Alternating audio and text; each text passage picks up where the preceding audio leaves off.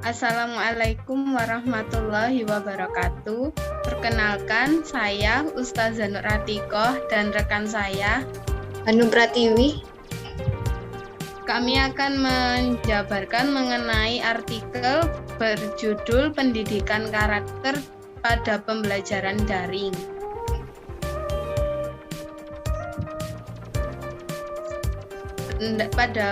Pada bagian pendahuluan, keberhasilan proses pendidikan tidak terlepas dari bagaimana proses perencanaan, implementasi, serta kebijakan penunjang yang dilakukan secara berkesinambungan.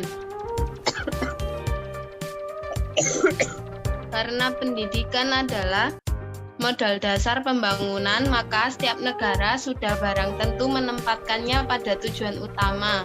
Hal ini juga sesuai dengan tujuan terbentuknya Negara Kesatuan Republik Indonesia yang akhirnya tertuang dalam pembukaan UUD 1945 alinea 4, diantaranya adalah mencerdaskan kehidupan bangsa. Karena para founding fathers sadar bahwa pendidikan adalah sarana utama dalam mengubah bangsa ke arah yang lebih baik, tujuan pendidikan adalah bagaimana membentuk generasi yang seutuhnya, artinya memiliki kecerdasan intelektual, sikap yang baik, dan dengan keterampilan yang diperlukan dalam menjalani hidup di masyarakat. Pada masa pandemi COVID-19 ini, pemerintah mengeluarkan kebijakan tentang bagaimana pelaksanaan pembelajaran daring dan luring. Dalam kamus KBBI diartikan dalam jaringan, terhubung melalui jejaring komputer, internet, atau sebagainya.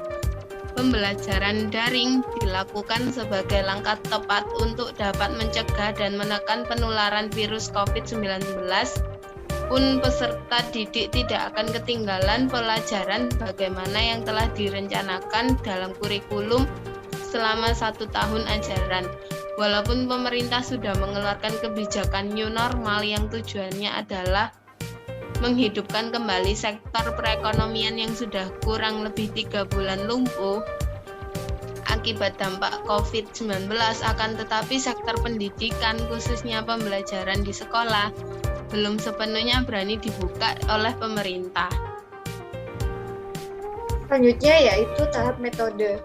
Penelitian ini bersifat deskriptif. Dengan teknik pengumpulan data merupakan studi literatur dari berbagai referensi yang relevan dengan gejala yang diamati, yaitu pada pendidikan karakter dalam pembelajaran daring untuk anak SMA yang saat ini sedang mengalami usia peralihan. Data yang terkumpul dianalisis secara deduktif kualitatif. Tujuannya adalah dapat dilihat strategi pendidikan karakter bagi anak usia SMA pada masa pandemi COVID-19 atau saat ini new normal. Menganalisis strategi pengintegrasian pendidikan karakter pada pembelajaran daring yang saat ini sebagai alternatif supaya proses belajar mengajar dalam pemenuhan tuntutan kurikulum dapat tercapai. Hasil dan pembahasan strategi pendidikan karakter dengan multiple intelligence berbasis portofolio. Fokus penelitian ini adalah peserta didik SMA yang masih tergolong usia remaja. Karena usia remaja dari 15 sampai 17 tahun masih tergolong usia labil dengan emosi yang cepat berubah, dikatakan juga sebagai masa remaja adalah masa kritis dengan tingkat sensitivitas yang tinggi baik pikiran dan perasaan. Dalam pendidikan karakter pada tahap ini, peserta didik cenderung mencari pemodelan dan suri tauladan yang dijadikan panutan atau karakter yang baik dan dijadikan acuan untuk menjalani kehidupan ke depan. Multiple intelligence yang dicetuskan oleh Dr. Howard Gardner meliputi kecerdasan pertama, cerdas bahasa, linguistic intelligence. Kecerdasan ini fokus pada berpikir dalam kata-kata. Kedua, logistik matematik, logika matematik, logical mathematic intelligence. berpikir dengan penalaran atau logika. Ketiga, visual spasial, visual or spatial intelligence, berpikir dalam cerita dan gambar. Keempat, musical intelligence, berpikir dalam melodi. Yang kelima, gerak tubuh atau kinestetik, body kinesthetic intelligence, berpikir melalui sensasi dan gambar gerak tubuh. Keenam, alam, natural intelligence, berpikir dalam alam. Ketujuh, sosial interpersonal intelligence, berpikir melalui komunikasi dengan orang lain. Kedelapan, cerdas diri intrapersonal intelligence, berpikir secara reflektif. Keberhasilan pembelajaran dengan portofolio ini keberhasilannya sangat ditentukan oleh faktor guru, memberikan arahan serta feedback, keaktifan peserta didik dalam proses pembelajaran dengan tanggung jawab serta peran pengawasan orang tua dalam proses penilaian portofolio. Senada dengan Dopan dalam Supriyadi tahun 1997 mengemukakan ciri-ciri portofolio adalah sebagai berikut. Yang pertama, ada keterlibatan langsung hasil kerja atau karya siswa secara nyata. Yang kedua, mengumpulkan beberapa hasil kerja atau karya yang terbaik. Yang ketiga, mengumpulkan dan menyimpan hasil kerja siswa. Yang keempat, memilih kriteria untuk menilai portofolio hasil kerja siswa, mengharuskan siswa untuk menilai dirinya secara terus-menerus berdasarkan hasil portofolionya. Yang keenam, menentukan waktu untuk membahas portofolio. Yang ketujuh, melibatkan orang tua dan masyarakat dalam proses penilaian portofolio. Simpulan dan saran. Berdasarkan hasil penelitian dapat disimpulkan beberapa hal.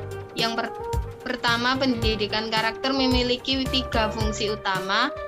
Yang fungsi pertama yaitu fungsi pembentukan dan pengembangan potensi.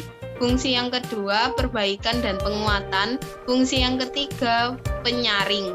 Berdasarkan simpulan tersebut dapat dikemukakan saran yaitu guru harus memberikan pemahaman bagaimana teknik dan strategi dalam pendidikan karakter pada pembelajaran daring yang merupakan pengejawantahan belajar dari rumah.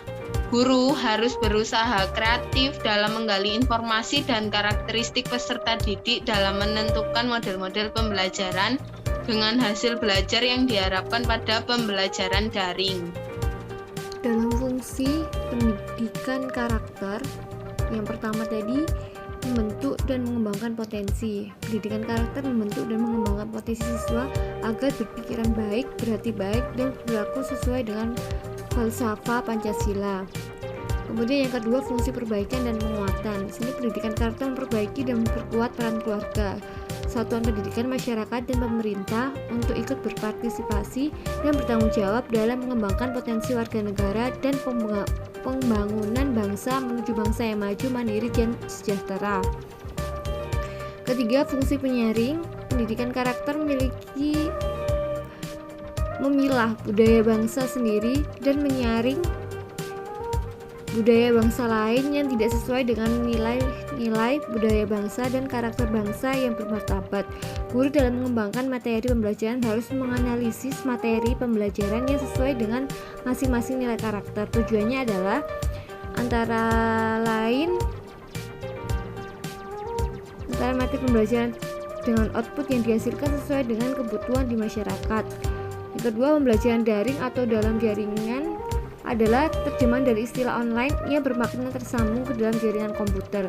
Dengan kata lain, merupakan pembelajaran tanpa tatap muka secara langsung antara guru dan siswa, tetapi dilakukan melalui jaringan internet atau online dari tempat yang berbeda-beda. Ketiga, prinsip strategi multiple intelligence pada pendidikan karakter masih menggunakan prinsip pendekatan pembelajaran konstruktivistik.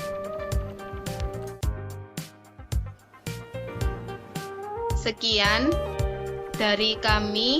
Apabila ada kekurangan maupun kesalahan mohon dimaafkan. Wassalamualaikum warahmatullahi wabarakatuh.